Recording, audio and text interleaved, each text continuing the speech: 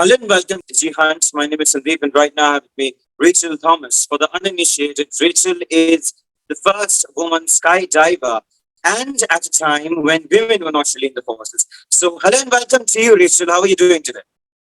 Great. It's such a wonderful opportunity to be with you and share my journey.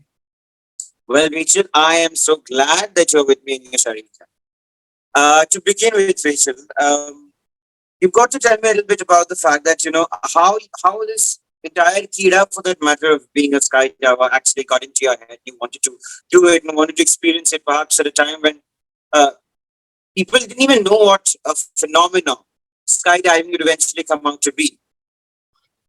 I always wanted to fly, and the eagles, the kites, the big birds would always attract me, and of course the aircrafts. I mean, those days flying was not something that was easily accessible, and Hmm. we never did it. But for me, the attraction to the eagles and the vultures were.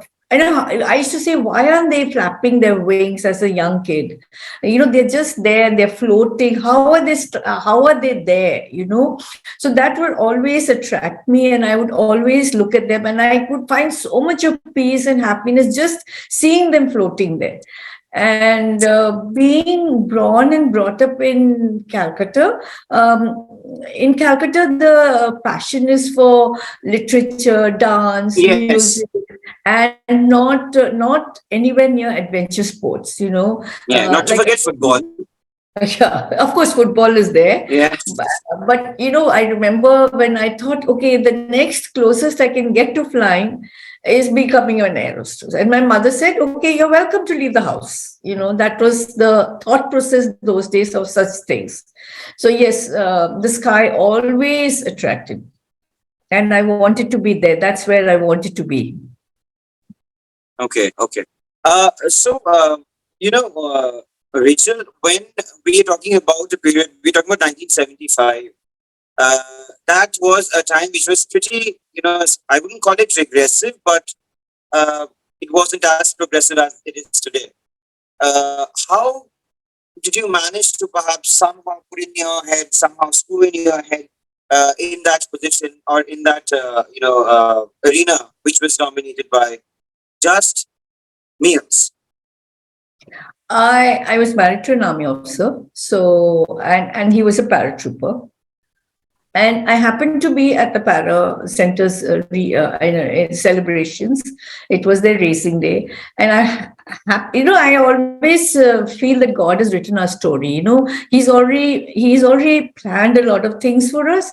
So how it is just due to His blessing. I was standing in that group where it was being discussed by this lady, a French lady married to a Sardar officer, a Sikh officer, and saying it's so sad that no women have joined the first course. And out came from my mouth without even thinking twice, can I join the course? He said, yes. You come be there at 5:36 in the morning, and she gave me the location. There were no phones, there were no WhatsApp to ask who's going, who's coming. It's only when I reached there that it was a big course of nearly 40 of us, and there were two other women, two who joined, two other officers' wives who joined. But I was already a mother of two kids when I took that leap. I took that decision to Okay. join skydiving. Right. So You know what? I You just mentioned that you were a mother already when you actually took the leap of skydiving leap for that matter. Uh, Nowadays as well, we see a lot of women. They kind of, even if they are at the pinnacle of success for that matter, they kind of leave everything for motherhood and all of that. So, how difficult was it to you to kind of cope up with both your family and your ambition or your dreams or whatever you perhaps saw for yourself as best? I always gave family my first priority. That was there. But yes, at the same time, down over the years, after I finished my basic course of 10 jumps, because I was blessed again. My mother and my sister happened to be at home during that time when I started my initial days of skydiving. Even after my sister's marriage, my mother was there. And she was always there for my kids. There was someone at home for my kids, but they knew that if I'm gone for a month abroad to train or for competition for a few weeks, I'd be back after a couple of weeks, but then I would give them my 100%. So when I was with them, I gave my 100%. So there was nothing like I was 365 days I didn't disappear on them, or I was skydiving or something like that. Right. Okay. So you've got to mention about the fact that you have been a proud Arjuna awardee. How was that moment, and how did events culminate into that point of your life for that? So basically, I did my first A license course in 1979, and then there was no turning back. I always looked for an opportunity where I could continue the sport while I was in Agra. So anytime I saw the institute open or there was some activity happen, so I would go there. I would try and get some couple of jumps done, sign up. And for us, even though we were army officers' wives, we still had to pay, So like I mentioned earlier, there were two other ladies who had joined with me, but one left after 4 jumps, one did 10 jumps and didn't continue. But I kept pushing myself.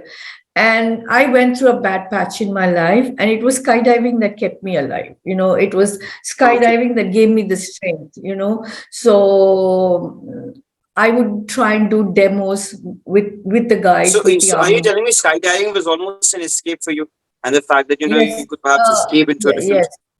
Yes, it was. It was not an escape. It gave me strength. Right. Whereas if you're talking way back in 94, 95, telling someone you're divorced was not accepted, very easily. Yes, that's right. I won't even. You're talking about 94 and 95. It's sometimes not even accepted today. I mean, you go into the hinterlands of the country, and I'm talking about the metro cities. I'm not talking about Calcutta, Delhi, Bombay, Madras. I'm talking about places like UP, Uttar Pradesh, or any other place for that matter. That's not a part of the metropolitan scenario or the metropolitan halabalu for that matter. You have this stigma even today. You be a single mother, or you be a divorcee for that matter. You are kind of looked down upon, frowned upon, and all of that is still there.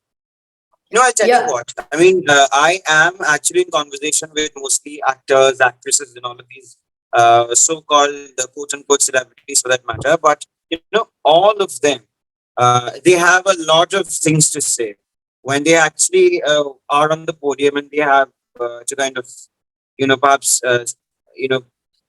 give an opinion on a particular topic for that matter. They have such bright and such colorful things to say about everything happening and all of that. But in reality, they are in such calm that, and I'm saying this on record because this is not the first time that I've actually voiced out my opinion against doing what I do. But it's a fact, precisely because of the fact that in reality things are completely different. It's not as flowery, it's not as colorful as people who are in the position to kind of speak, and people who the others follow for that matter, they don't quite shed light on these aspects of the country that we live in. Unfortunately, it's the case. So I know people like you, people who are real, and people who have seen the world in its very rawest form for that matter, should actually speak and should actually talk about the reality instead of emulating perhaps the celebrities. So that's something which is very commendable. My writing the book was on, writing my story was onto a cord. I have not hidden anything. I have not hidden anything in the book. So I have weaved my life and my skydiving and everything that I went through together, And when I speak, I also speak, out loud that, Absolutely. we have a dream. We all have dreams, and we should not crush our dream just because, X doesn't like it, or X doesn't want us to do it, or if you're caught up in a bad marriage, or you should not bring up your children Yeah. in that kind of environment. So my whole thing is to encourage young girls and guys and boys that you have to face the situation. Don't run away. You're so lucky, you're so blessed. It's things have changed so much. Make use of Yes. it. Change. People may criticize you for some time, but then they'll accept you. They look down on you, but they'll accept you. It's But you have to fight it. So for example, I had spoken on a podium. I spoke in that podium, I think a week or a few weeks later, after the owner of Cafe Day committed suicide. I said, if he Oh, had a good friend, if he had yes. a good friend and he had spoken to somebody, or he could have cried out loud, because, as mothers, sometimes we bring up our children and say, you're a boy, you should not cry. That is wrong. They are Yes, human. that is absolutely wrong. So I said, go to the shower and cry. Go to a lonely place and scream and break things. Get your anger out of your system. So that is what I'm trying to do through my book. I'm not looking at making money in my book. I promise you, I don't. That is not my. This book should have been written in 2000 and published in 2004 after my North Pole jump.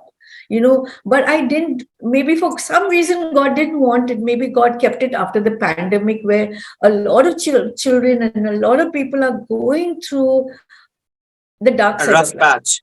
The Yes. dark side of life. And even in our country, to use the word depression, that my child is depressed, or she's taking tablets, or she's taking, it's not acceptable.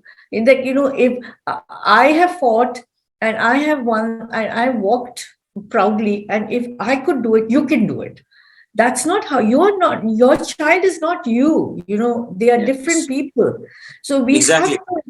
you have to accept that, okay, my grandmother was a fighter, my mother was a fighter, but my granddaughter doesn't have to be a fighter.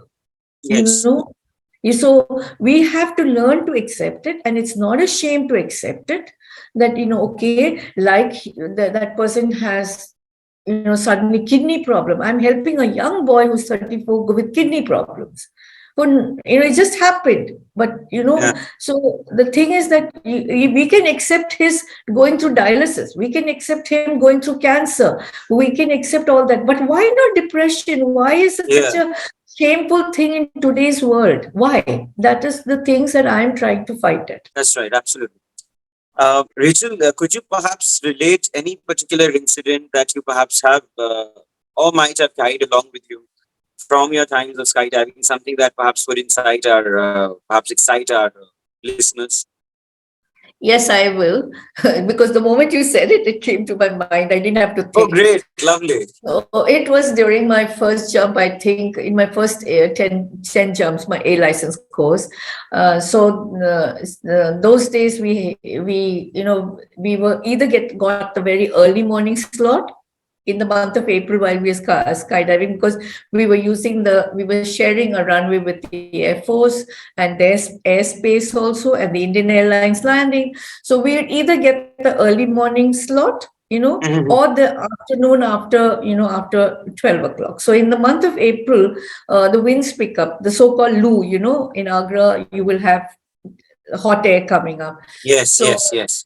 I was on one of the afternoon slots around maybe 12:31, and we had not got the wind direction, or what is the wind at various heights, like at 1,000 feet, 2,000 feet, how strong the wind is. For some reason, we never not updated. We were looking at the morning winds only. So I had jumped out, opened my parachute, and I was trying to fly to the drop zone, but I couldn't just hold the drop zone, and I was being Oh pushed my back. God. Even though, yeah, I was kept pushing, and suddenly I saw that I'm getting close to high tension wires. I was flying parallel to high tension wires, and I'm Okay. losing height. And Oh, so I shucks. quickly turned. I said, okay, drop zone, forgot, good night, bye. And I just turned my parachute and I said, let me see where I can land. And so when Okay. I basically wanted to get out of the high tension because we are taught emergency, we are taught what precautions we need to take during when we're in that kind of area. So when I looked and moved, I was heading towards a village. And I was quite low already. It was maybe at 100 feet. I saw there was a tree, a thresher, that was on, a thresher that was cutting, a tree, and Okay. some huts. So I had to choose where to go. So I said, okay, the tree is safer than the thresher. I'm not going to go into the thresher and get sucked into the thresher. Oh my So I said, the tree God. is safe. Yeah, but God was very kind. So I fell in a safe place, neither the tree nor the thresher. So those Okay. days I used to have very long hair, very, very long hair. I mean, I would say beyond my waist.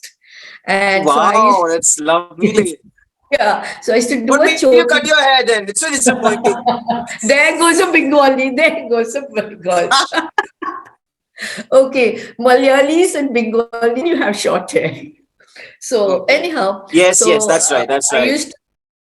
used to plait my hair and I used to tuck it inside my overalls and then wear my helmet. So my long hair used to be inside my overalls. Okay. So after landing and taking off my parachute and everything, and then we were warned that the villagers will cut cloth and take it for their wind cheaters and things like that. So you better hold it for dear life. So I sat on it and then I pulled out my choti, and then suddenly the villagers said, "Ye to kudi hai, ye to kudi hai." Because they've never seen a kudis coming Yes, from yes, side down. yes. So it was only army jawans or officers, army men. So they have never seen a kudi coming down. So it was so amazing. And then everyone said, "Aapko party chahiye? You want this? You want that?" Then I became very important VVIP Yeah. person in that village. Of course, the pilot circled around and saw where I was. So he gave the coordinates to the people who were running the course that I'll be found in that village, that round about that village. So they came and picked me up. So I remember that very dearly to myself, in my heart, what happened on that jump. My God, it's very dangerous. You ought to remember it. Okay, It's here, I have a question for you. Can you cross? I know where HT office is. Can you cross the street in near HT office? Where there is no zebra crossing, and you want to cross No, over. no, impossible, impossible. I wouldn't even Okay, cross. I will सीधा पीछे से जाके rail station में जाके I'll just board a train. I won't even go to the road. It's like really bad. It's yeah. So bad. then, when you don't have any guarantee of being able to cross a road without someone coming in, knocking you down, or Yes, exactly. It's even bad. It's even very if bad. even if the lights are red and you are walking on the zebra crossing, some crazy person decided to jump the Yes, line. yes, yes, yes. So I say when nothing is safe, skydiving is equally, it is as safe as you want because you pack your own parachute, Yeah. you take your own decisions. So it's not an unsafe sport any longer. So, but then, I mean, since you were, you know, a skydiver, I'm sure you must have had a lot of bad experiences as well. You must have encountered many bad experiences, perhaps overheard many bad experiences and all of that. So, could you relate a little bit about that and whether it was the what do you call the dampener as far as the enthusiasm of parachute? I mean, skydiving is concerned. I'm not going to talk about my all my incidents because then you have to read the book. Okay, so Yes, there yes, is absolutely, absolutely. so So, there ladies and is gentlemen, make sure that you get the book, get a hands-on copy of the book, and you read the book. This is a very important book, much better than your stupid film magazines. Thank you. What I want to say is that there are many incidents, and I think God worked overtime for me. His angels worked overtime for me. Okay, I will just give you one small example. I won't tell you the whole story. I had seen it in a dream the night previous, around midnight, about 2 o'clock in the morning, maybe. Are you serious? You're telling me it was a deja vu kind of a situation? Yeah, so I kind of woke up in a sweat. Okay, Okay. I was in Turkey at that time, not in India, all by myself. And then Okay. I went to the washroom. I washed my face, drank some water, and came and just said my prayers and went back to sleep. I said, God, you know what you have, the plans you have for me, you know everything. So I just put everything in your hand. But believe me, when I woke up in the morning, I forgot about the dream. I just couldn't remember the dream any longer. Okay. And I just went about, had my breakfast, got into jumping, and it happened. What I dreamed happened. Oh my But God. I had not completed my dream because I saw it halfway through and I jumped up. So I didn't see the end of the dream. Okay. So Okay. because Okay. I just left everything in God's hand and forgotten, and then I just it was quite a serious problem, which you can read in detail in the book. Okay. I just closed my eyes. I asked God to forgive me if I've done anything wrong. Okay. I just handed my life over to His hands, and I told Him, "You gave me two children. I put them into your hand. You take care of them." And I was ready to go To home. die. To go home. Okay. Did you understand? I was ready for that. Yes. Yes. I think God heard my cry or whatever. He heard me praying for my kids or whatever. So, say 10 feet apart, exactly 10, 15 feet apart. If I had fallen that side, if I landed 10, 15 than where I landed, I would have been on a wheelchair or I would have been in a body bag. Oh Okay, my God. one of the two. Okay, but because I landed in this field, I'm still walking and talking to you. So, Unbelievable. yeah. So that I went through, the rest is in the book what I went through, but I never stopped jumping. I went back to jumping within few months, a year, I think. I went back. So, and everything I just wipe out. So I just forget it. So yeah. That's the best So thing to do, to yeah. move on with your life. You live once. When you live it once, live it Absolutely. full. You live it full. Why? Who says what and what says? Yesterday I read this beautiful quote. If we care so much about what people think, but we don't think, okay, but these people are not. When we die, it's not those people we've got to go to answer. It's God. We have. We've got to face. It's not these things who, whether they gave you 10 on 10 or 100 on 100 and who you are. Like when I went through a broken marriage, I said, were you in my bedroom by any chance that you knew what happened? That you have the authority to comment on my marriage or to what went wrong? When you were not Right. Right. there, you were not Absolutely. 24/7 hours there, 24/7 with me. You have no right to criticize me. So Absolutely. Absolutely. I've always been that kind of a person. Oh, that's a lovely and a wonderful way a person, I mean, a person should be actually, I mean, according to me, without Thank caring you. to roots about the world. Thank you. That's exactly how it should be. Thank you. Rachel, you've got to tell me, I mean, in a profession like yours, it's very important that your husband, one's partner, or whoever one is really close to, really is supportive. You know, you as much as of a strong lady that one is, or a strong man that one is, and with all the inner strength and capacity and tenaciousness, or whatever you might call it. But if there is someone who is perhaps at the back, standing and who's got your back, then things become a little, easier. So you've got to tell me about that part of your life and how he was as, a partner or a husband, or how it actually No, was. he was my husband. Okay, at that time we were married with the two kids, and like Mhm. I think because in front of 10 people or 15 people who we were standing in a group, and they were all having their drinks, and when I said, "Can I join?" and she said, "Yes." So I think he felt I asked in front of everyone without asking him. So he stood with me. He never told me when we got up and went home, and we went back home at night. He never told me, "No, you're not going." He never said that once to me. I give him that credit. Whatever said and done, he never stopped me. He also decided to come for the course really, but then he had a high important position as a OC unit. He had responsibilities, and somewhere I've even mentioned in my book that he felt that he should be home for the two kids when they went to school and things like that. Though, he didn't want to say that I'll be at home or things like, but I think from his own heart, he might have done it. So I give him the credit that he allowed me to do those 10 jumps. Right. And, whoever I am today, that it's because he didn't stop me, and I was very young in 79. I was hardly 26, 27 years old. Yeah. So I was married very young and I had my kids early. So he never stopped me, that's one great blessing that, I had in life. So yeah, the rest God opened doors for me one after the other. Even And today, how is yeah? if Please I'm carry on. talking Please to carry on. you, sorry, if today I'm talking to you, it's because of one door that was open for me from somewhere. Okay. Okay.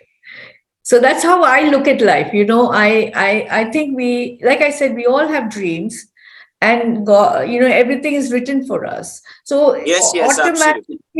automatically something Things or fall the in other, place. yeah, your provisions are made that someone walks into your life you've never known, and that person, like she or he, opens something out for you which you never even thought of that you could do it yourself, or it never even came to your mind. So I'm really grateful that how the master chess player moves things around for us. Absolutely. Wow, that's a lovely way to describe the maker, huh? The master chess player. I'm going to use it somewhere. I All call right. him that. I call him That's that. great. That's lovely. That's a lovely description. Okay. Now, since there's not much time left, I'm going to ask you last two very pertinent questions. First, you've got to tell me about that phase in life when Mr. Rajiv Gandhi, the then Prime Minister for that matter, had kind of awarded you with the amount for you to kind of go and pursue your education in the US. How did that happen? And all of that. And then my last question to you is that as much as it is very intriguing to read a book, especially for a person who's a voracious reader, who's really intrigued to read good books about different topics that matter. The reach of a film is much more. The reach of the moving image is much more, especially in a country like ours, where people are barely reading books for that matter. They're always on their phones doing whatnot, uh, which I vehemently criticize for that matter. But if this particular book of yours would, or your life for that matter, would be, someone would perhaps plan to make a film on it and put it up on celluloid. It Uh, will happen. It will happen. That will happen. I know it. But just my master will move it. I have Wow, faith. lovely, lovely. I have So you faith in actually it. want that to happen. But tell me, who should perhaps play your character? Who you think, which actor, or actress, or whatever, should play your character? Should it be a male person? A man who's representing you, or a female who's representing you? No, Because, I want a strong woman, and God will provide that also. but do you have anyone in mind? No, I haven't thought about it. Okay, These all are right, the okay. dreams. These are dreams. These are just dreams, which I think in its, like I told you, this book should have been published in 2004, but it's now 2023. Can you imagine how? I mean, it's after so many years, it really got published. So I know it'll come through, but in its, like I believe everything has its time. And Absolutely. Rajiv Gandhi, if I don't want to share everything in detail. I had gone to Australia. I was invited to Australia for a skydiving kind of a meet, Competition. like a no, it was, yeah. I was just called, invited there, and I was taken care of them by the Okay, Australian let me just parachute. interrupt you over here for people who are again uninitiated. Rachel had already skydived, had already begun her skydiving career before even Bachendri Pal had climbed Mount Everest. So unmatched speech for that. That's an Thank you for unmatched speech. sharing that. Thank you for sharing that. You know, I represented India at the FAI meet that happened in Delhi. FAI stands for Federation Aeronautical International, which is Okay. the main like the head of all the aviation sports. It's the pinnacle where all the countries come under the FAI. Anything to do with Okay. aerosports, anything. It could be ballooning or aero modeling, it could be microlighting, anything. It comes under the FAI. It has different wings. Okay. Okay. So we were having the FAI meet in India, and they wanted the Aero Club of India wanted to exhibit all the aviation, the aerosports that we were doing in the country, and I happened to be part of that team. Like I told you, that something happens for you, something else to Yes. open. Yes. I got invited to Australia by the Australian Parachute Federation president, and there my eyes opened, and then I realized, oh, the 10 jumps I did was the parachute was written off. We were so behind everything. They were so advanced. I never seen what is a square parachute. There's so many things Oh. that my eyes opened. So when I came back, I wanted to learn more, and the only way to learn more and do more in the sport was to. And he told me, the Australian Parachute Federation President Mr. Gillard told me that you should go to America. You need to go to US to study. I said, okay, where's the money coming from? I kept thinking, and the rest is in my book, How I Reached Rajiv Gandhi. Okay. And Okay. I sacrificed putting colored pictures in my book, so people can go on to my Instagram handle to see the colored pictures, because Okay. I wanted more pictures in my book for the younger generation children. That when you're reading that portion, you have a picture in black and white, so you're relating to what I'm talking. So everything with Rajiv Gandhi is in that book, and Okay. he being a pilot, he understood my passion, and he gave me the PM scholarship. Wow. Lovely. All And right. So if I tell you the amount, you'll be shocked. It was in a time when we were allowed $500 every alternate year to take out. And oh officially on my passport, I took out nearly 10,000 US dollars. oh my God. 10,000 US dollars then? Yeah. So you have to read my book to know more. Absolutely, absolutely. It's a must read, guys, and I'm sure that you'd really enjoy your wonderful read. All right, thank you so much, Rachel, for giving us your wonderful, wonderful time and a very valuable time for that matter. Thank you so much for being a part of this lovely podcast, and I really enjoyed every bit of this conversation. Thank you for being the first person to interview me after my book's release. Well, people like you should be interviewed. Unfortunately, I'm very, very unhappy with the sad state of affairs as far as the media is concerned, and they give undue importance. I, being a part of the media, I don't really have any qualms in pointing fingers at them. They give undue importance at people or towards people who are of negligible importance for that matter. So that's something really, really pathetic. And this entire way of things for that matter is again because people actually want to see them. People, they don't really have any intellect for that matter. And I say that up front. I don't really have any qualms in admitting and saying that. I would like to share. I'm part of the Times Lit Fest, and this is happening in Sri Fort Auditorium from 11th and Okay. 12th. I would love to you to share with your viewers. Please be there. Absolutely. I'm willing to answer. I'll be sharing the interview on my socials as well. I'll make sure that they tag you. Please share it on your socials as well. Thank you a lot. I enjoyed talking to you. It was really good. I enjoyed talking to you too. I just spoke from my heart, so that's who I am. Okay. Lovely. Thank you. Bye. All right. Okay. So, ladies and gentlemen, that was the wonderful, wonderful, the very tenacious Rachel Thomas. My name is Sandeep with in the Sun Times, Digihunt. Thank you so much.